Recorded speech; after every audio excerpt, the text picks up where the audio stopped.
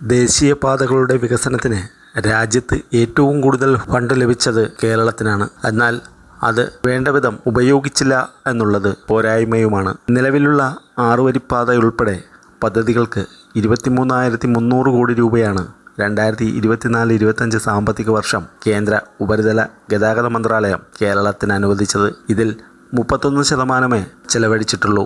ആന്ധ്രയും തെലങ്കാനയുമടക്കമുള്ള സംസ്ഥാനങ്ങൾ 100% ഫണ്ടും ഉപയോഗപ്പെടുത്തി. അയൽ സംസ്ഥാനങ്ങളായ കർണാടകയും തമിഴ്നാടും കേരളത്തേക്കാൾ ബഹുദൂരം മുന്നിലുമാണ്. മാർച്ച് 31 അവസാനിച്ച സാമ്പത്തിക വർഷത്തിന് മുൻപേ ചെലവഴിച്ച ബില്ലുകൾ പ്രകാരം മാത്രമുള്ള കണക്കാണിത്. ദേശീയപാത വികസനത്തിന്റെ ഫണ്ട് ചെലവഴിക്കുന്നതിൽ കേരളം നേരത്തെ തന്നെ പുറകിലാണ്. ഇത്തവണ മെച്ചപ്പെടുത്തിയെങ്കിലും 31%-ലെത്തിക്കാനേ കഴിഞ്ഞുള്ളൂ. തലമെടുപ്പ് പൂർത്തിയാക്കാൻ വൈകിയത്, കരാറുകാരുടെ പ്രശ്നങ്ങൾ, മണ്ണ് ലഭിക്കാത്തത് എന്നിവയാണ് പ്രതിസന്ധിയായത്. വളരെ വൈകിയാണ് പ്രവൃത്തി പുരോഗമിച്ചതും.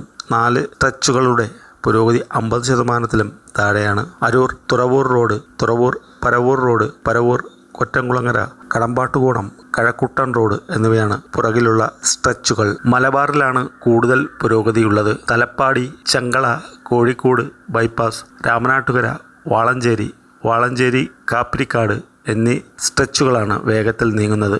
ഇതിൽ 28.4 കിലോമീറ്റർ വരുന്ന കോഴിക്കോട് ബൈപ്പാസ് അവസാന ഘട്ടത്തിലാണ്.